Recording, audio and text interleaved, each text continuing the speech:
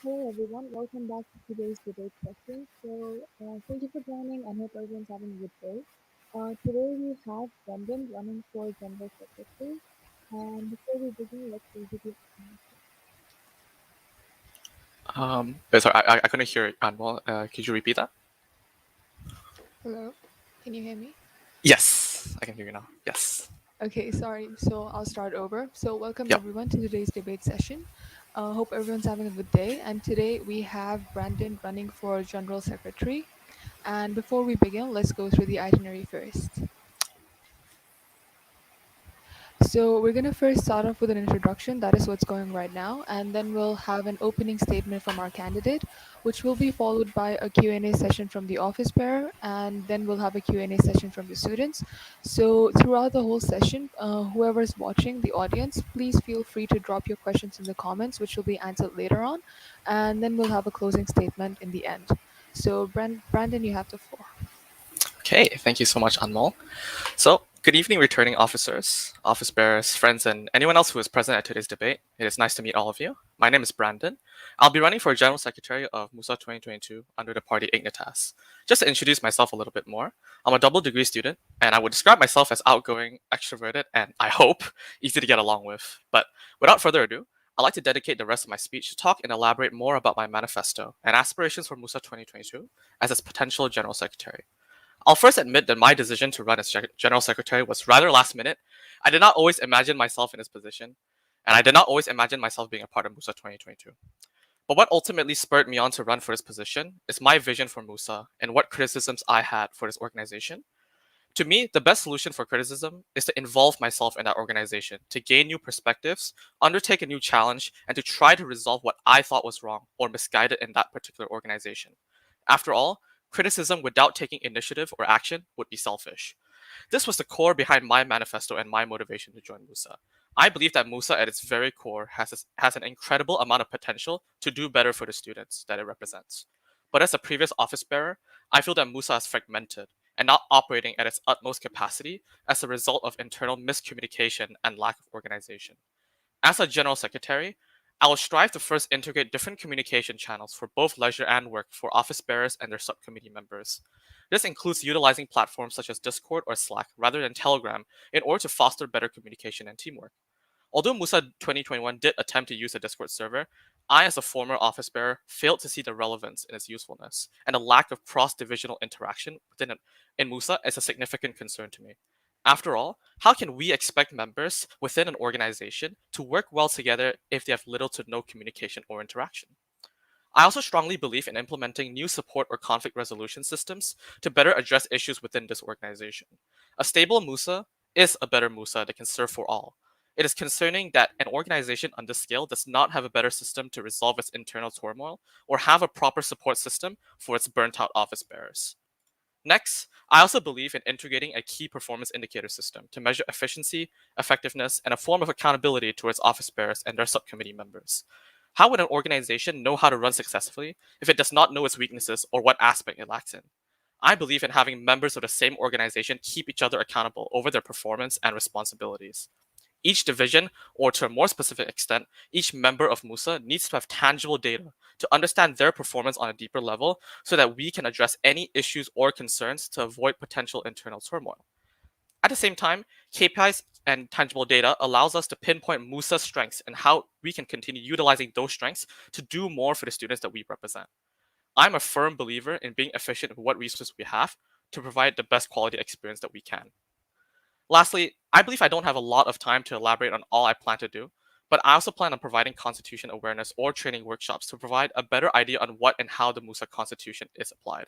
As a previous office bearer in CNS myself, I will admit that I never paid much attention to the contents of our constitution, but I now realize the importance behind the very foundation that this organization is built on and the rules and regulations that help govern it. An organization cannot run smoothly without a proper understanding of what we can or cannot do. It is important that each and every member of MUSA understands and respects the organizational constitution in order to provide a much better experience for all. With that, I thank you for your time and I look forward to all your questions. Thank you. All right, thank you for your speech, Brandon. So now we'll move on to the next session, which is the Q&A session from the office bearer. So today we have Eunice, who's the current General Secretary of MUSA. So Eunice, you have the floor to ask your question. All right, right. Thank you, Brandon, for that really firm speech. Before when I were to dive into your manifesto related questions and also election guide, I want you to actually promote, or should I say, introduce on what this Gen 6 department is all about. Like, what's the operations, what kind of roles that you participate, etc. Like, can you give a brief one? I really think, in my perspective, GenSec serves as almost as if the guardian of MUSA, right? It is pretty much a mediator in that sense, right? We help compile reports, we help run meetings, we run MSC, right, to provide information to the general student body, right? It serves as a middle point for a lot of the connection between office bearers and perhaps the wider student body as well. But inside MUSA itself, it's responsible for a lot of the internal communication that happens, right? Ensuring that nothing goes wrong, not a lot of conflict happens here and there. And if there are conflicts, we are the ones there on the ground trying to help them resolve the problems between the both mutual parties, right? And so for me, although GenSec, right, isn't a role that's very heavily involved, I would say, with the wider student body, right? It's not a role that's very direct, right, with what we do, right? I feel like the responsibilities are very internal. But as I said in my speech, a stable MUSA internally is a MUSA that can work for all. All right. Okay. Nice one. Okay. Moving on to the manifesto related questions. Okay. So I will dive into one by one, starting from the bridging between divisions. Okay. So you mentioned on ensuring stability, coherency, and teamwork between all divisions only, right? So how do you intend to bridge the gap since that there's 16 departments and 2 divisions? And like what kind of communication channels that you actually propose on? I think that's a good question because yes, there is an excess or a lot of departments/divisions, and it's very hard to connect all of them together. But I do think that the key to that is communication. I'm looking at my previous experience as an office bearer, right? As a member of CNS, I rarely got to interact with those perhaps in MUIS, maybe those in welfare, those in activities, etc. But I don't believe that this is how necessarily an organization should operate. If you're expected to work with over 50 of these people for the next year of your life in university, it is expected that you're able to have a lot more touch points or a lot more communications with them. I like to point to MSC. MSC is expected to be, I would say, the forum where all office bearers can learn more about other departments or other divisions, and what they're up to. But I think it's lacking in that sense. We only have 2 to 3 bonding sessions a year, and I really don't think that should be the case, right? So I plan to align people more together by having more touch points, by having more communication channels, and by having more bonding sessions to allow office bearers to really understand what their fellow office bearers are going through and what they're aspiring to do together in MUSA 2022. All right. Follow-up question on that. Yep. You talk about communication channels and then you say that you want to have more bonding sessions. So are you trying to say that, for Gen 6 department, you are going to be in charge of hosting events just for internal operations? Can you elaborate more on that? Okay, yeah. I don't necessarily think so, because after all, a Gen 6 main job isn't just to hold bonding nights, right? But as I've said before, if our job is to essentially be like the point of conflict resolution and as a mediator, right, it is important for us to try to have these sessions or coordinate with other divisions that do have these sessions so that we are able to have a more stable MUSA. Because at the end of the day, from my experience as an office bearer and from what I've heard, MUSA internally is not necessarily operating at its utmost smoothness or capabilities, right? And a lot of this is as a result of internal miscommunication that happens when you don't have office bearers who are familiar with others. You have office bearers who don't know how to approach other divisions. You have office bearers who are not even familiar with who the other office bearers are, right? So there needs to be a lot more touch points to help guide that along. I see. From an executive committee point of view, then I will agree with you on that. But then as a standalone department in doing this, then I will disagree lah. Okay. Second point for your first manifesto. You did mention on bridging between divisions, right? So it's CNS and MUIS based on the constitution. So how are you going to ensure on coordination while respecting on both operations of the divisions, given that the condition of the both divisions have their own constitution and their own handbook, precisely? Yeah, CNS and MUIS are always a tricky case because they do have their own constitution and they do have different procedures, rules, and regulations that abide by. But I think the bigger question comes into play is why do they even need to have separate constitutions in the first place, which might need a lot of different historical context. But I think the first thing I would ideally like to do is actually have a proper sit-down conversation with the CNS heads and the MUIS heads to understand any kind of middle ground or any kind of compensation we can come to make sure that any amendments that we try to make around MUSA or any decisions that we try to take around MUSA or any decisions that I would say to a specific extent that the GenSec department tries to make around MUSA is with agreement with the CNS and MUIS heads. I think this is a part of communication that might be lacking in some areas. At the end of the day, although it is a difficult task to communicate with two departments are seemingly very, very separate from MUSA because they have their own constitution, it is not difficult in the sense that we have a multitude of channels. I can talk to them, I can DM them, I can communicate with them through a Zoom meeting about where we stand, about where we can stand together, right? So I do believe that just talking to them together can resolve some problems that we may have or some misunderstandings. All right, fair enough. But just a follow-up question from that. Mhm. So in regards to you saying sitting down with like both CNS and MUIS head, right? Mhm. So how would you ensure that the precedence of the constitution is actually carried forward? I think that's a good question because, again, the Constitution is something that we always have to abide by and make sure that we're following the proper rules and regulations.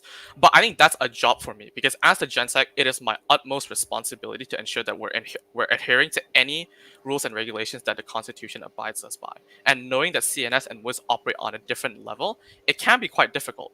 But then again, I would like to argue that it is possible because as long as you have one sturdy constitution, which is our MUSA constitution, we will most likely try to reach a middle ground with the other parties to see whether why not we can't just follow this constitution, why we can't follow this particular clause, why we can't follow the particular rules and regulations present in this constitution and instead to have to abide to another. I think that's the fragmentation that I was talking about within MUSA. Right? If we are one organization, we should be expected at the very least to be able to work with the quote unquote sturdy constitution that we have. So although yes, sitting down might not sound like a very efficient solution or might not sound like the best solution, I think it is to start to try to pick up the pieces that have been fragmented in MUSA for so long. Okay, got it. Yeah, that's well explained. So I have no questions in regards to that part. So I'll move on to the second one. Okay. So you mentioned on justice and fairness, right? And then in your manifesto for your description, you mentioned on logic, right? So if you were to know on each office bearers, they have their own operations and like what's that called, functions within their own department, right? They have their own stand as an office bearer. Hence why there's like voting rights and all, right? So actually, I want to ask you on what is the definition of logic, since that each and every office bearer will actually have their own stand already. So how would you define that? Is there a benchmark or is there an index for it? I don't think there's a particular benchmark or index I have in mind, but I'd like to first point out GenSec as a position itself. I think the advantage that GenSec has is that it knows a lot about the internal processes and everything else that is going on in other divisions/departments. After all, we compile and collect reports, right? And we essentially are the mediator. By logic, I mean solving each thing or approaching each situation with rationality and not just our emotions. Because I've heard before, or as a previous office bearer myself, I think a lot of office bearers tend to approach an argument or disagreement with emotions, right, rather than logic. Rather than trying to understand the other person's perspectives, right, they attempt to just go in with theirs, a very narrow point of view, and just hold themselves inside a box. But as the GenSec, I understand both perspectives. I can be the mediator that understands what both parties want, and I can help in trying to reach a certain conflict resolution or trying to reach a certain middle ground. All right. So follow up a question on that. You did mention that office bearers will tend to actually, in a sense, bring up their emotions to the floor, right? Maybe in MSC or other meetings as well. So how are you going to ensure on the professionalism of the office bearers and then the stakeholders and all in terms of the formal platforms that is already provided? I don't think that this is a necessarily a guarantee or a yes or no that I can provide, because in any case, it is always natural for us in general in any arguments that we have to bring out our emotions first, because we're angry, we're sad, we're frustrated that we're not getting our way. But I think that's the whole point of my role as a Gen Sec.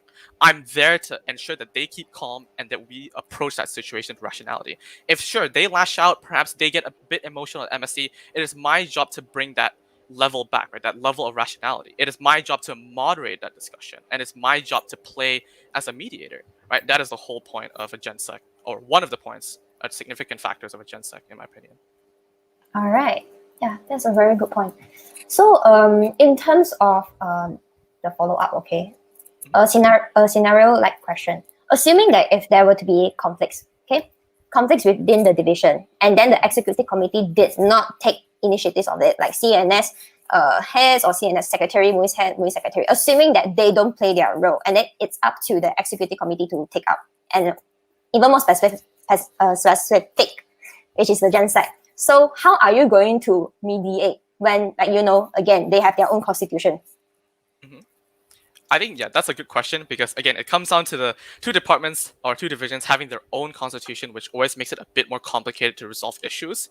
But like I mentioned before, I think a lot of disagreements can stem from the fact that perhaps sometimes maybe the communication channel just isn't right. There's too much middle ground. Although I serve as a mediator, it is still important that we sit down at a live call together or sit down with each other to discuss it real time on what we can actually work out and what kind of solutions we can have.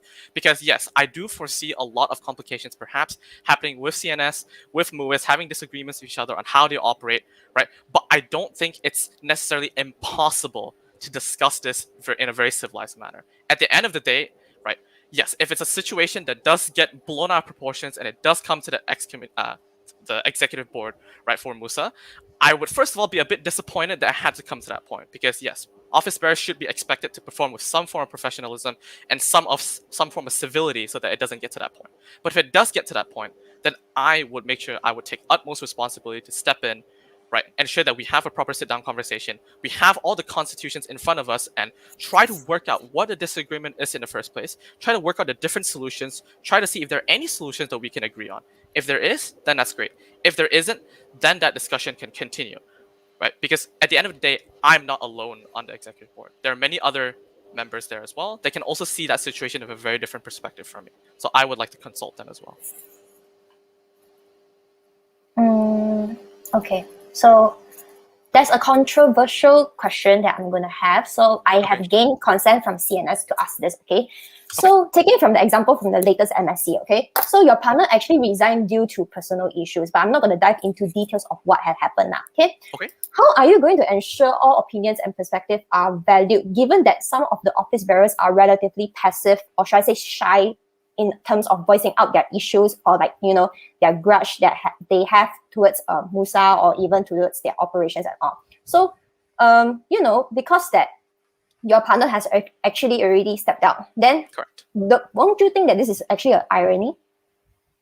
I think it's somewhat is ironic in the first place that I try to promote communication or try to promote coherency, but my partner resigned. But at the end of the day, I think people resign, or people have their own different circumstances or difficulties in their own personal life, right?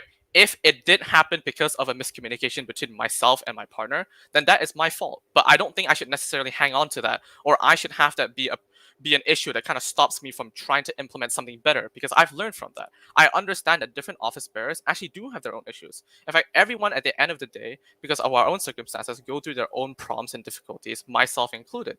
But there's a reason why we don't share it. It's because we don't trust anyone else. We don't trust anyone around us, especially in an organization like MUSA, to take care of that issue. So how do we build that trust? I think it has to start early, and it's to start with establishing the fact that, yeah, there is actually someone in MUSA that can help you. You don't always necessarily have to go to the ends of earth to find a proper counselor or anything like that to resolve your issues. My door is open for you. If you have a problem, I am there for you to help you. If you're not comfortable sharing, that's fine. I'll take as much time as I need to wait for you to be able to share. Because at the end of the day as well, even though I have GenSec, maybe I do have authority, I can't force someone into sharing their emotions with me, right? It's a matter of trust, and it's a matter of time. And maybe, yes, I don't have a lot of time, but at the end of the day, there's also only so much I can do as a Gen Sec, right? Yeah, fair point. in terms of time constraint. Yeah, but then how are you going to avoid on having that negative effect? So like what I said just now, because of them not being comfortable in sharing all of these issues, it's one of the reasons because that MUSA doesn't promote like a so-called comfortable platform for office bearers to actually share on their issues or like their concerns within their operations. And also, how are you Yep. going to promote that as a Gen Z? I think that's a good question. It's quite difficult to promote a different culture in MUSA because, after all, each MUSA does not have just one established culture, right? It really depends on the executive board and the people that are inside MUSA or a particular party that are in that year of MUSA. So, for example, MUSA 2022 might have a very different culture compared to MUSA 2021, for example.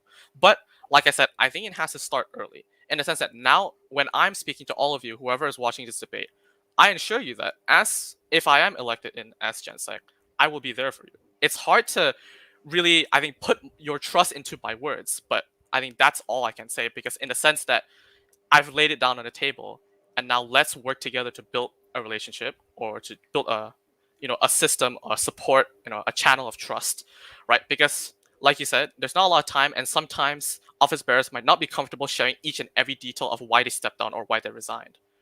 But it's also my job to ensure that I don't make them make them uncomfortable. I don't force them to sharing something they don't want to.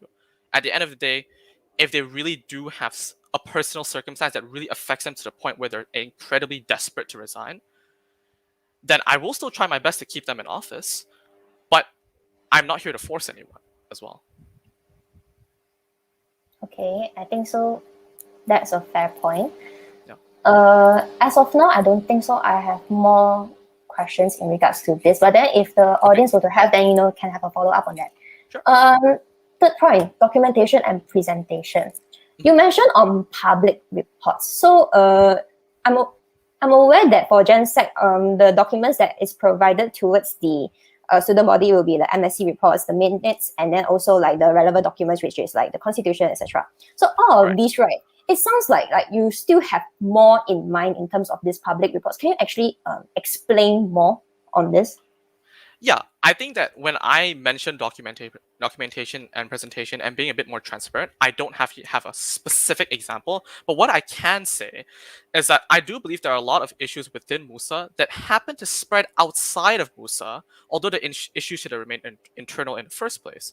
I'm not necessarily saying that this was a problem in and of itself, but if these issues were going to be shared on the office bearer's personal social media and then reach to pages like Monash Confessions or any other channels that students use, shouldn't we just be transparent with what kind of issues that MUSA are going through? I think this goes into a deeper argument of why sometimes students don't necessarily trust MUSA or why they don't trust MUSA with carrying out their responsibilities. It's because MUSA isn't always being transparent with what problems they're going through. We cannot portray ourselves as an organization that is perfect. We cannot portray ourselves as an organization that knows the solution to everything. Sometimes we do go through troubles, right? At the end of the day, if we are an organization that is for the students, by the students, shouldn't we also include the students in our discussions and also allow them to provide a different perspective into what our problems are? But at least that's how I see it. I will agree with that point, but then most of the things are already established in MSc, unless if you were to say that office bearers are not transparent enough, which I think so it can be enforced in your term, assuming that if you were to be elected in just that. Okay, but then follow-up question from there. Assuming that if you were to be elected as a GenSec, okay, the public reports and all, so you said that you want to be more transparent for that. Who are your target audience for this? Because I'm aware that I would say the majority of the students would not even read like half of the business report. So what is your initiative for this? Correct. I think student participation in or MSc or any MUSA general activities is quite low. And I think that it's because students, and I speak from the perspective of a student myself, is that they don't really see a lot of relevance in what MUSA does. At the end of the day, if there is not already a pre-established relationship of trust between MUSA and the student body, the students will naturally not be interested in whatever MUSA does. You have this lengthy MSc report that, yes, maybe it'll only take an average student to take about 10 to 15 minutes to read through the whole thing, but that's still 10 to 15 minutes of their life that they're not willing to spend because they don't see the relevance in what happens at MSc, right? I don't necessarily think this is because they don't know what happens at MSc or, because they're not interested, but because they feel like if they read it, they're just going to be frustrated with whatever MUSA has been planning. I mean, how many times have we seen whatever students' complaints they have go through unofficial channels like Monash Confessions rather than official MUSA channels. I think that speaks a lot about how MUSA has lost the point a little bit and how we have to build to regain the students' trust and to allow them to, understand that there's a lot of official channels they can go through if they have any complaints or if they want to know anything from us. Okay, fair point. But then I will also argue that there's actually a MSc feedback form which students can actually voice out, and then they can also walk in just to actually say that, hey, I'm having this problem and all. So this is already promoted in 2021, right? But then how are you going to enforce that in your following term? How I'm going to enforce a feedback form? I think, that's an interesting question because I'm not generally aware of how, I would say I wouldn't say attendance, but how popular this feedback form is, whether students actually use it or not, right? Or whether it's their most frequented channel of communication if they have any feedback. But how I will enforce it is essentially, I think we need to tell the students, right? Yes, we have to have an honest conversation with them. Yes, you can go through unofficial channels like Monash Confessions. You can go through personal office bearer accounts to lodge your complaints, right? And maybe even some of these attacks are ad hominem, right? I've seen these firsthand on Monash Confession, right? That a lot of students do have complaints, but it doesn't go to the feedback form. It doesn't go to any proper MUSA forms. But why, right? I think it's because they feel like if they do submit it to these forms, nothing is actually going to happen. The form, it just kind of stays there in any, outputted Google sheet, and the complaint will never actually go through. So I think MUSA needs to be a bit more active in trying to tell the students, right? Yes, we've received your complaint, and this is who's going to take care of that complaint, and this is the period of time that we're going to get back to you about that feedback. So at the end of the day, it's not also necessarily about whether we solve that student's feedback or not, but it's about how we approach their feedback and how we can be transparent about what we're doing with that feedback. That's a really good point. But then I will also argue that in terms of for this initiative, right, it's already implemented in MSc already. So like the proper channels, if you were to say, are already established, like in MUSA official platform, in MUSA website, the VPs have actually prepared on the like feedback forms or even catering to MSc itself. So everything is already there. How are you going to ask students to actually, actively going to use all of these platforms when they, like, how to say, they are more prone to actually go towards, like, confession page or etc.? Yeah, I think you make a good point because, yes, students in some cases will probably still try to use Monash Confessions because it is a more informal platform. Students are allowed to be a bit harsher and they're allowed to be anonymous, right? But I do believe that the feedback form still provides anonymity. I do believe that it's pretty much the same, except that students still prefer Monash Confessions. So I think the first thing I would do is, like I said, I think we might need to be a bit more aggressive with telling the students that, look, this time around, MUSA 2022 is very, very interested and very, very keen on receiving your feedback through these forms so that it can go to the proper people. Because when it reaches Monash Confessions, and I think we have to be honest with this, not everyone reads Monash Confessions. That respective office bearer that you're trying to lodge a complaint to might not read Monash Confessions, and it's a very unofficial channel. So I think a little bit of a push is needed as well, right? And maybe you might ask, but how do we ensure that we push these students, and what if it doesn't work? I think it's worth the effort, right? At the end of the day, like I said, there's already not a lot of trust between us and the student body. And if they feel like the feedback form is useless, right, I don't see it as the end of the world. Because we can always promote the feedback form. We can always tell them, okay, look, MSc is happening, try to attend, and this is the feedback form that you can put all your questions and concerns through. If they put it on Monash Confessions, fine. I think so be it. Because at the end of the day, we also have to respect the platforms that students themselves want to use. So if the office bearers have to get their feedback from Monash Confessions, so we'll do that. We'll have to be a bit more transparent when we say, yes, we actually see your complaint on Monash Confessions, and we will help you address your feedback, and we acknowledge that you have some frustrations that needs to be solved. Okay. I think so in terms of the trust system between the students and, like, the MUSA team and all, I think so it should be considered for the executives. But then I think so for that, I don't think so I can have a follow-up for that, but then I'll jump to the last point, okay? Sure. Constitutional adherence, which is your last manifesto point. So given the fact that every office bearer, or should I say MSc and non-MSc members, are subjected towards the MUSA Constitution and Handbook. So how are you going to ensure these documents are actually upheld within, especially during these trying times, or even, like, in on-campus? So can you give, like, two methods? Two methods. Okay. Yeah. I think first of all, I think before my methods, I'll actually say that's a good question because I think constitutional adherence for office bearers is quite difficult because I believe that in a position of a gensec, you'll naturally always have the constitution in mind, but I cannot speak for the same or speak for the case of every other office bearers. Right. So I think the first method I like to do is like I mentioned in my policies, is to have some sort of workshop to try to train them into understanding what the constitution is about.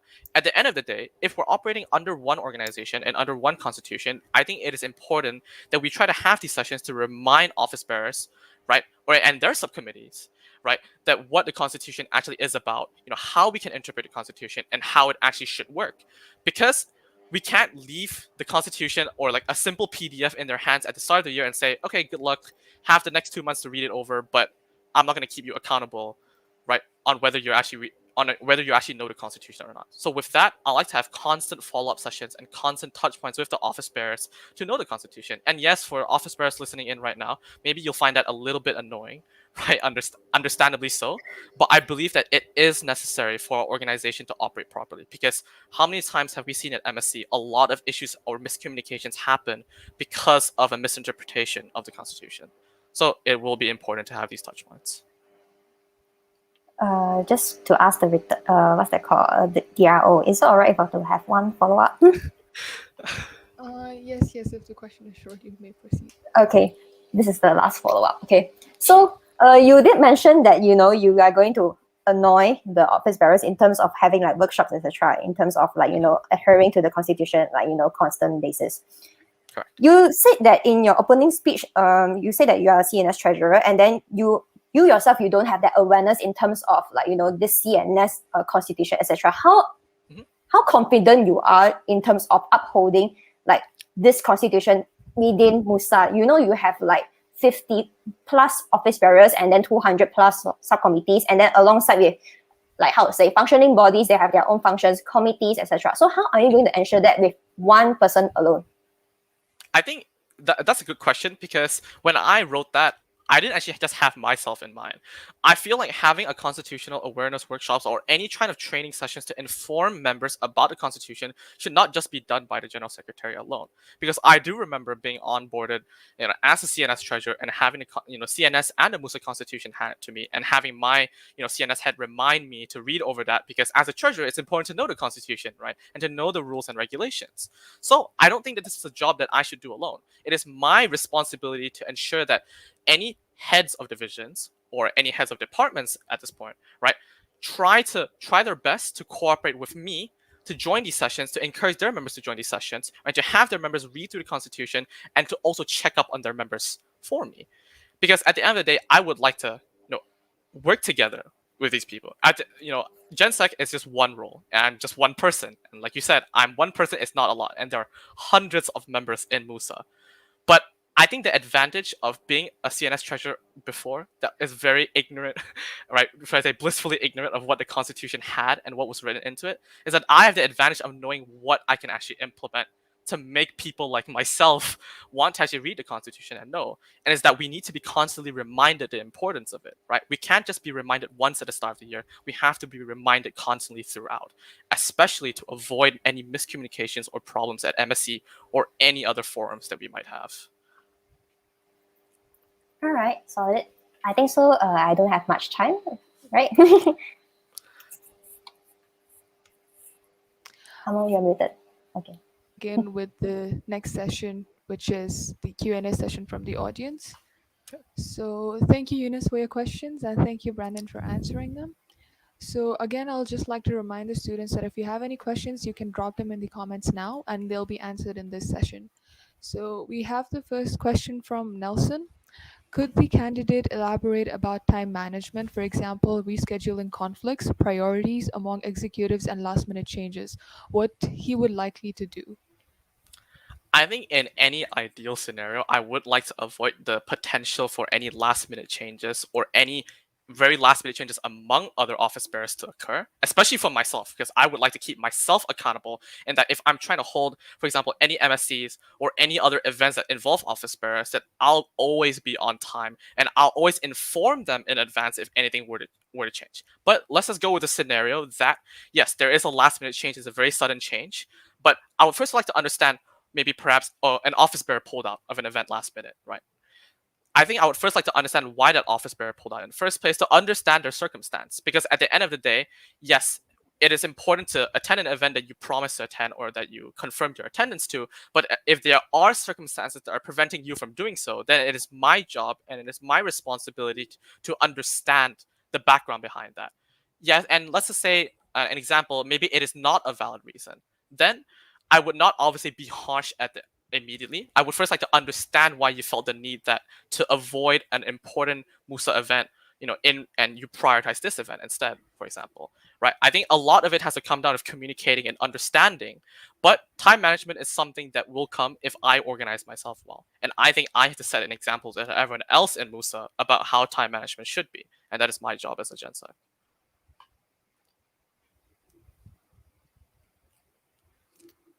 All right, thank you for that answer.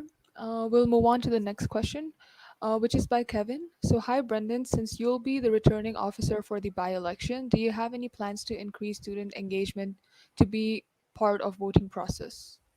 Yeah, I think student engagement is actually a very interesting concept that I think MUSA might is lacking it, not because MUSA hasn't done enough promotion or any form of aggressive marketing, but because students don't see the relevance in participating in elections or by-elections or any vote for that matter, right?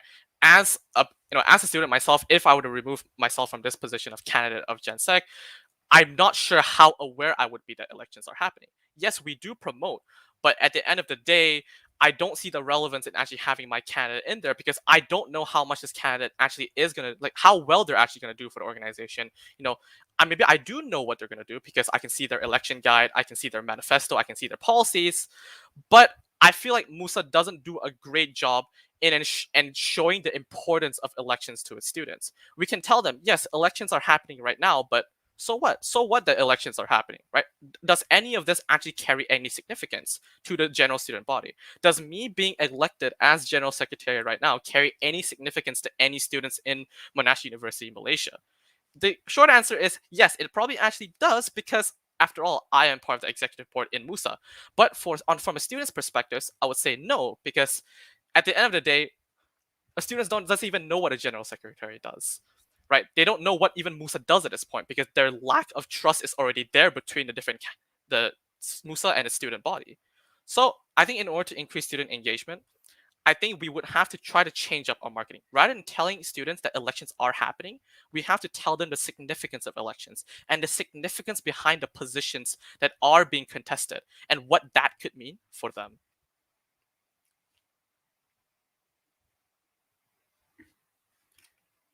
Mm, okay, thank you for that. I hope that answers your question, Kevin. The next question we have is from Batul. How does the candidate plan on using social media to further the goals of GenSec department in particular? I would assume the goals of GenSec department are what was talked about in my manifesto or policies, or what was mentioned in some answers earlier. But I think social media is a very flexible tool. Like I've said earlier, I don't think Musa shies away from using its social media very frequently, but engagement is low at the end of the day because students don't see relevance. I'm a person that really believes that it is not necessarily how you present a piece of content on social media, but it's about how you word that piece of content, right? Wording matters in a lot of cases. And like I said in my previous answer, students would know, for example, if I'm trying to further the goal of improving student engagement for elections, students know that elections is happening, but what is the relevance of that election to a student? What is the point of voting for perhaps a school of business representative if I'm a school of science student, for example, right? I think there's a lot of relevance lost there, but at the end of the day, it's because students also don't necessarily feel connection to their university, right? They don't feel connection to Musa. So it's my job and the job of other office bearers, including myself, right, to build that trust and to build that relevance within students, trying to tell them, yes, although perhaps maybe we're voting for a school of business reps in the coming by-elections, right, this is relevant to you because they have a voting right on this matter, on that matter, etc. While I cannot provide you a specific example, right, I do think that it is all about providing that relevance to students to understand the implications of their vote and to make them feel important.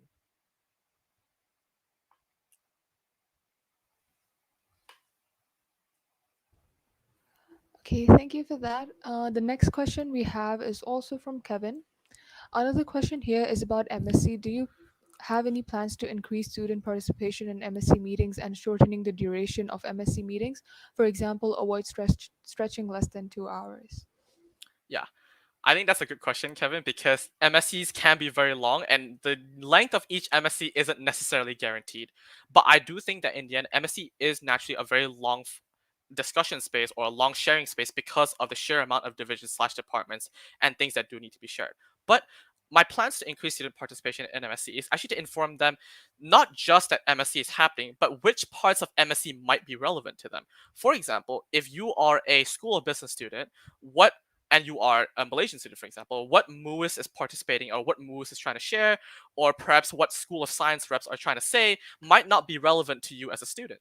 So I don't actually expect a student to attend full MSCs just to get context into what MUSA's entirely doing as an entire whole, right? Instead, I would like I would like to inform students of relevant sections that they can attend. So, School of Business students can attend their School of Business rep session, sharing session, so they understand what the representatives are doing, so that they can get a clear picture, right, of what the representatives are doing without needing to actually sit through the entirety of MSc.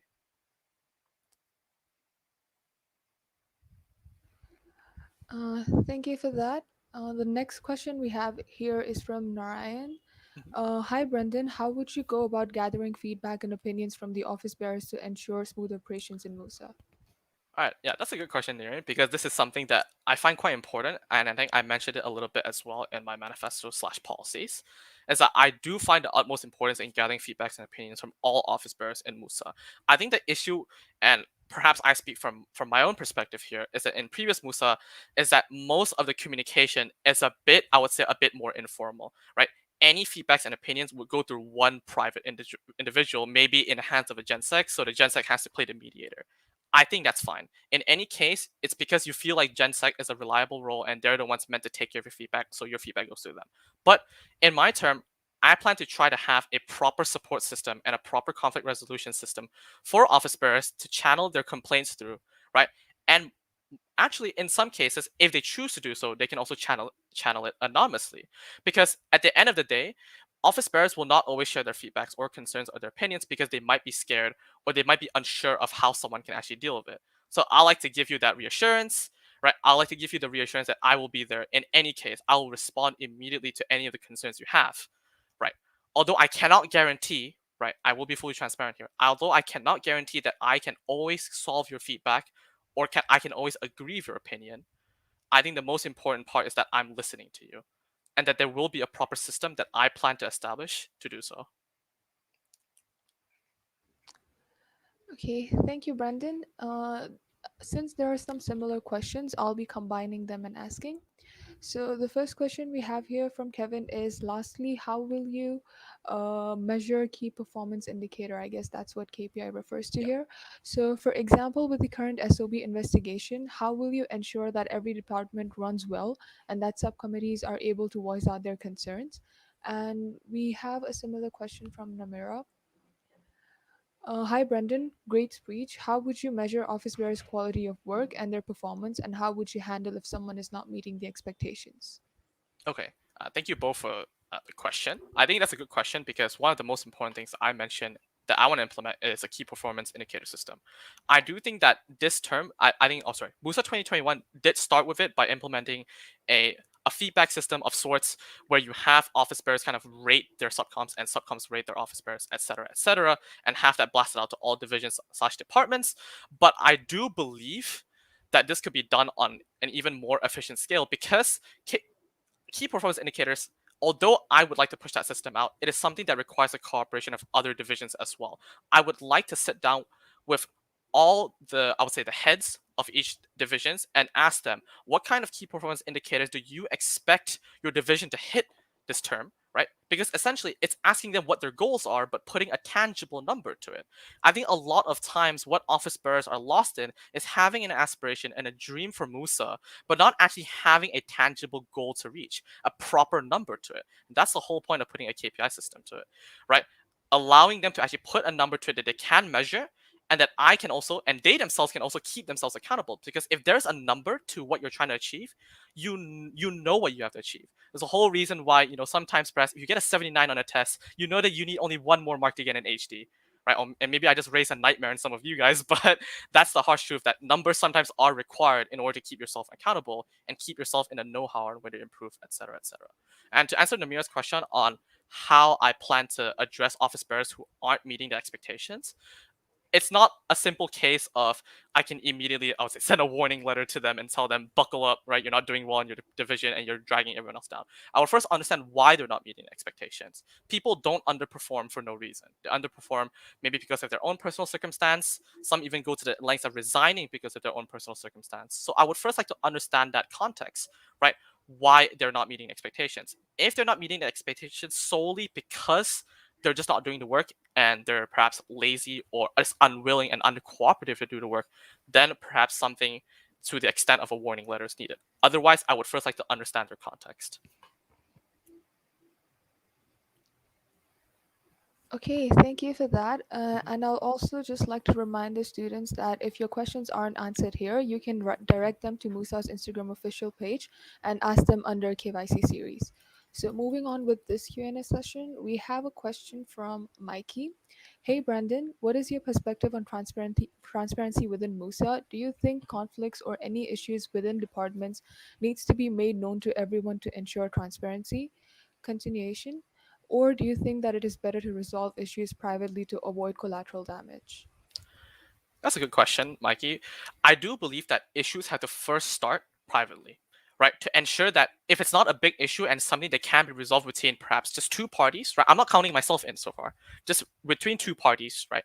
Then, so party A, party B, they should try to resolve it privately first. If it does come to my hand, then I will look at it first and understand, okay, perhaps this is a solution that can be provided, right? I can provide consultation, right, between the two parties and I can be their mediator. For now, the issue remains private. However, what happens after that if I myself cannot find the proper solution and cannot consult them properly? Because I admit, GenSec position is not supposed to be Superman. They don't know everything, and they cannot expect themselves to also carry the burden and pressure to solve every issues of each office bearer. Then I believe it becomes necessary to publicize that issue, because that issue has come to the extent and to the point where it's unsolvable between different parties, including myself, that we have to seek consultation and the opinions of other office bearers. So my idea of transparency within MUSA is the fact that people need to know what's going on if it becomes too big of an issue. Because at that point in time, if there is such a big issue within MUSA that is still private and not known to other office bearers, at that point we're just keeping people in the dark. And that your organization is actually unstable on the inside, but even people on the inside don't know. So I see transparent as a very important thing, because everyone needs to know what's going on within an organization that they're all commonly working under, to actually ensure that they can trust people around them and they can continue working with people around them, knowing that they can rely on them to do their works and carry out their responsibilities.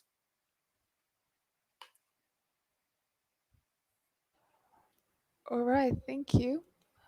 So the next question we have here.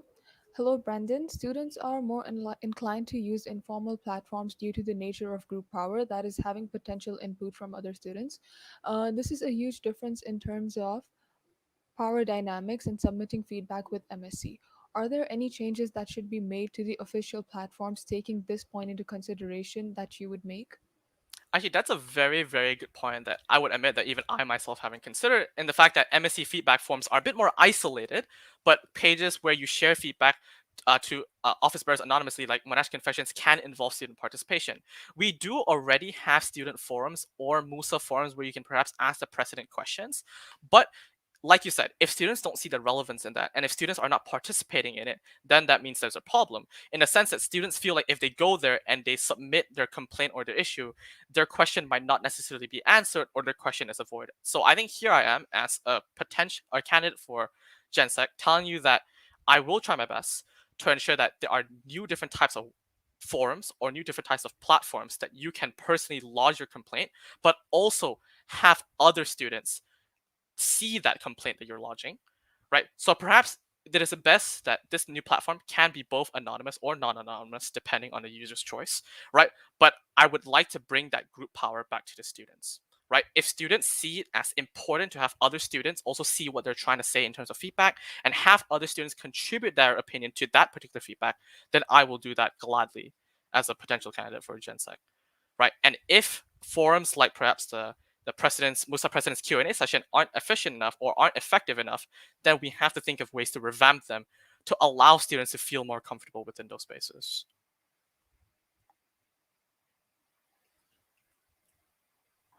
All right, thank you for that. And the next question we have here is from Mikey. On resolving conflicts, when do you think you should take action to resolve conflicts? Is it really possible to ease frictions by just getting both parties to communicate? And does the GenSec need to step in and give their opinion on what is correct or wrong? I do see communication as a first step in everything you do, right? If two parties are trying to solve a problem by directly coming to the gen site instead of trying to talk it out between themselves first, there's a massive problem there because both parties did not even make an effort to try to communicate to each other their perspectives and what the problem is. But let's just say in the event that they did, right? And Mike asked a good question: is it necessary, right? That is, or is it significant that communication is the only thing, or is it going to be the only thing that can actually solve that problem? And I don't think so, because communication, like I said, is just the first step. And I do think that in some cases it is necessary for myself to step in and give my opinion and my perspective, and if to that extent, a solution as well. I'm a very firm believer in the fact that the solution should always come from the two parties having a disagreement, because it is up to them to come to a common ground and to compensate about what they can do or what they cannot do. But if it does come to that point, I will step in and provide my opinion. And if it does go to an even bigger extent, right, then the consultation of other office bearers are needed. Okay, thank you for that. Again, I'll just like to remind that if the questions are similar, I'll be filtering them out. And if you aren't satisfied with the answer, you can still go to Musa's Instagram official page and comment under the KYC series. So, moving on with this session, we have a question from May talking about the precedence of previous MUSA operations. How are you going to ensure that students' voice are heard practically when students do not read through the documents provided fully? Okay, so I think that's a good question, May. I do think that students' voice is dependent on what kind of platforms we provide them and how comfortable they are with using those platforms that we provide them, right? Yes, in some cases, students might not read through the documents fully, for example, the MSc business report, and not understand the full context behind things.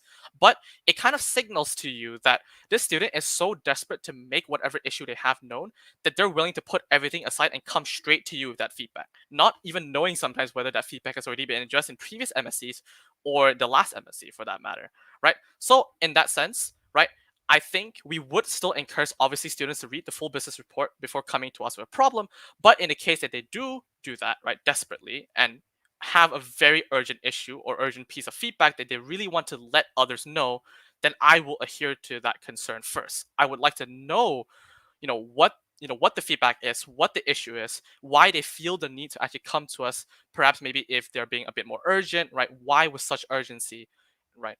And just really understand the full context behind that issue, right? So understandably, students are there are a lot of students in Monash University, Malaysia, and I cannot guarantee the actions of each and every student. Neither is it easy to set a precedent or a formal procedure for students to have before they come to me with feedback. But if a student has feedback, my doors are always open for them, and I will always listen to them regardless of the situation. Okay, thank you, Brendan. So I'll be asking a follow up question from Mikey.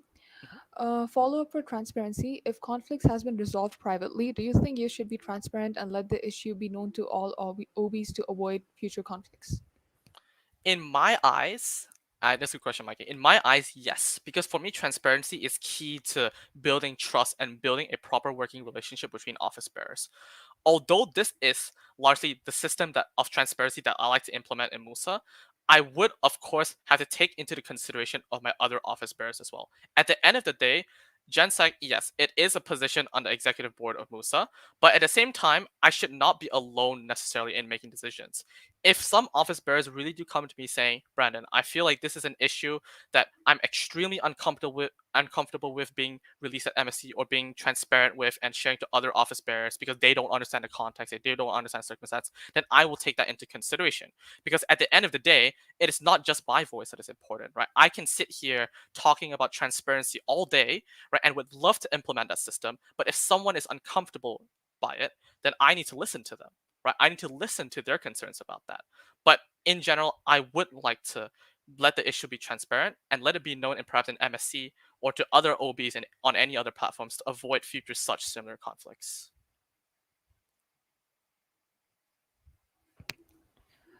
Okay, thank you for that. We'll move on to the next question. So the question is from Garen. Great speech, Brandon. While General Secretary is an independent position, how can you ensure the mentioned missions and visions to be functional? Yeah, I think that is something I'm sure every office bearer, including myself, are curious about and struggle with sometimes, right? Wondering whether the actual missions and visions that we have or the aspirations that we have for MUSA will actually become functional. So, like you mentioned, General Secretary is a rather independent position, but just because I'm an independent position doesn't mean I have to isolate anyone around me to, do my work, right? In that sense, I have an executive board that I'm on, and I work together with other office bearers to make my common mission and vision come true. At the end of the day, I don't operate, for the students as general secretary. I operate for the students as general secretary of MUSA, right? MUSA is for the students by the students. And we are all in this party and we all join this party and participate in this election together because we all have a common, some common missions and visions that we want to achieve together. So I believe that cooperation with other office bearers is definitely very important. And although, yes, I am in an independent position, I would like to seek help and seek advice and, and seek teamwork and cooperation as much as possible to ensure that whatever I'm trying to plan will be functional. Okay, thank you for the answer, Brendan. Thank you for the audience for your questions. Again, if your questions weren't answered here, you can still go to Musa's Instagram official page and comment under the KYC series. So for now, I'll redirect to our OB, that is Eunice. So you can ask your question right now. Wow. Okay. Uh, Let me scroll through on your election guide.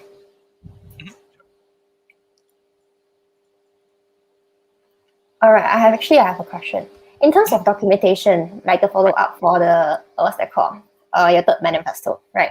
So in terms of documentation, how are you going to deal with office bearers or even subcommittees who do not meet your expectations on documentation? Because as of now, everything that you are actually proposing are conflict resolution system, right? Mhm. Or anything that is related to internal operations. But then Right. on a fundamental basis, what are you going to do as a Gen Sec to approach on this matter who like office bearers and like subcommittees who does not meet your expectations in terms of documentation? That's a good question. I do think that this stems, and as a previous office bearer myself, I do think this stems from the fact that some office bearers, and there's especially their subcommittee members, don't see the relevance of sharing each and everything they do in MUSA and that is pertaining to their responsibilities and duties, right? At the end of the day, right? Yes, I think I cannot necessarily guarantee whether each office bearer performs up to my expectations of, compiling a report to tell me all about the issues or whatever they've done inside their division. But I will have that expectation set. I will have a certain line of standards. And if they don't meet that for the first or second time, of course I wouldn't be harsh. I would want to understand, what difficulties they're going through, why they can't seem to meet that standard, right? At the end of the day, right, people perform at different levels and everyone has a different understanding of what they want to share and what they don't want to share about their division. So I think it's important to reach a common ground of what kind of information I'm looking from their division and what they're willing to share to me, right? If let's just say we've reached that point already and they're just simply not meeting their expectations, if it does get to the extent where it's a repeated thing after a few months in office, then I do have to go to the extent of warning them that yes, this is not up to par and keeping them in line. Because at the end of the day, as much as I would like to approach each situation nicely as well, if it does pursue on for a lot of different occasions and a very extended period of time, then it does get to the extent where I would say, use warnings, et cetera, types of punishments, right? But in general, I would like to start early with this. I think the advantage that I have now is that I can start early as a Gen Sec, implementing my standards to other office bearers and telling them exactly what I want from them and how I expect them to perform. And if they feel uncomfortable and if they feel like they don't have the capabilities to do so, then we can negotiate a common ground with that and compensate somewhere. Follow up from there. Okay. Because I think so. Division is actually strongly emphasized on this. How about the other committees, which is the 7 committees in the constitution? Then how about like others like exco's meetings or even like meetings with HAC or even meetings with like the pro vice chancellor, student life? Like how about all of these meetings? Because you did say that you want to promote on transparency, right? And then you need to gather all of this information. What Correct. if the office bearer or even the subcommittees like, oh, Brandon, I'm sorry that I didn't actually jot down the meeting minutes because of some kind of issue. Then the information in terms of transparency is not there already, right? So how Correct. are you going to consistently, maintain this quality of transparency? Yeah, I think that's a good question. I think the quality of transparency does come into question when one office bearer perhaps doesn't share information about their respective department. Let's use that word, right? I think that comes to the point of having to actually apologize to those who want to know that information. Perhaps let's just say, in a hypothetical situation, School of Business did not jot down any of their meeting minutes and failed to report what was going on in the department at a period of time. And a School of Business student comes up to me and says, "Brandon, I want to know more, but there isn't any report I can look to." And when asked questions, they're not willing to share. I think first of all, I'll have to sternly apologize to whoever wants to know that information, because then MUSA has failed in its job to serve the students, for the students, because we're expected to adhere to a level of responsibility. But what would I do with that office bearer? So I think I'll have to ask that office bearer first of all, why did they forget? Right? Because in that sense, it is expected of us at this, I would say, age, right, and at this level of responsibility to know what we're doing in terms of like recording down the simplest of meeting minute taking, right, and just simple collection of info and simple tracking of info. So if they don't understand that the first or second time, I actually think that's fine, because at the end of the day, I can communicate with them first about what I was disappointed in and what I can hope they can do better for in the future. And if it does get beyond that point, then yes, perhaps a warning letter is needed or any other forms of slight punishment. But at the same time, I do believe in understanding first why they failed to adhere to that responsibility and trying to help and consult them to fix that issue. um, Follow up on there.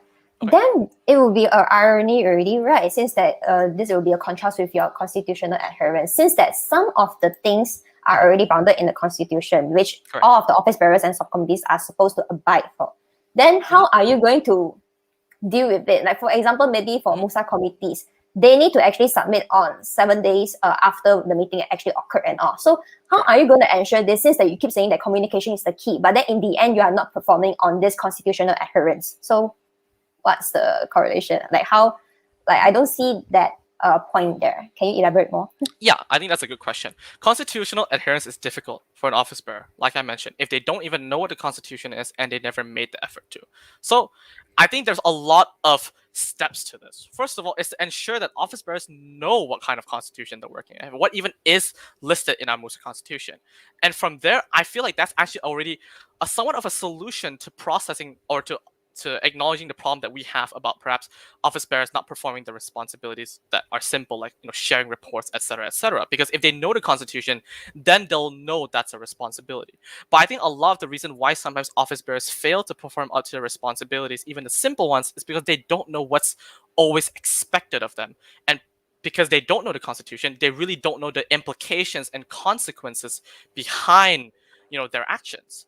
So I do think, yes, it is a bit ironic in that sense, but I believe that this is something that we can do early, right? This is something, the awareness that we need to instill in these candidates or whoever will be in that position early, right? Allowing them to know the consequences of their actions.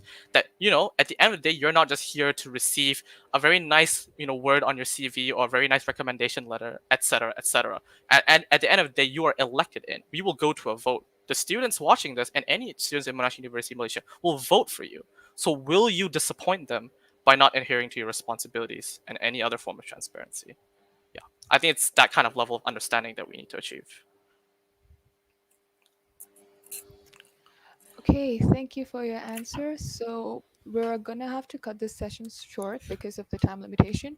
So we'll proceed to the closing statement. Brendan, you have the floor. Okay, thank you, Anmol.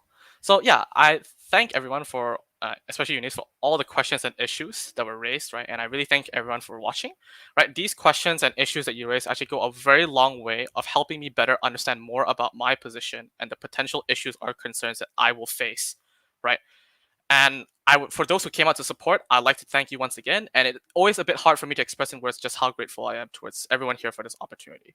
I hold confidence that I am the right candidate for this position. I do anticipate, right, with full transparency, that there will be difficulties, roadblocks, and a lot of issues along the way. I will not lie to you and say that my journey will be perfect or that I will be the perfect candidate for this job. But I believe that's a necessary part of the challenge that I'm undertaking and a part of a journey that not just myself, but all of you will take with me, right? Because I am, after all, elected by you and serving you and all your issues and concerns. I understand that the general secretary's position, right, isn't necessarily one that will always interact with the wider student body or have a lot of direct responsibilities pertaining to that demographic. But as someone who was elected in by you, I work for the students, and my door is always open for your questions and concerns, and my voice is yours. So if you have any more questions, and I'm sure you might, about my plans, my potential policies, or about me in general, please don't be afraid to approach me, right? But with that, I am my speech, and also would like to once again, thank everyone for this amazing debate session today. And thank you, everyone, and I hope to see you around soon. All right, thank you, Brendan, for a very good closing statement. So now we'll proceed with ending this session. I'd like to thank everyone who joined, and thank you to the OB for asking the questions, and thank you to the audience for asking the questions as well. Again, if you have any more questions, you can still go to MUSA's Instagram official page and comment them under KYC series. So with this, I'd like to end this session, and just a reminder on the next session, it will begin at 6:45 p.m. and we have vice presidents next. So stay tuned and hope to see you there. Thank you, everyone.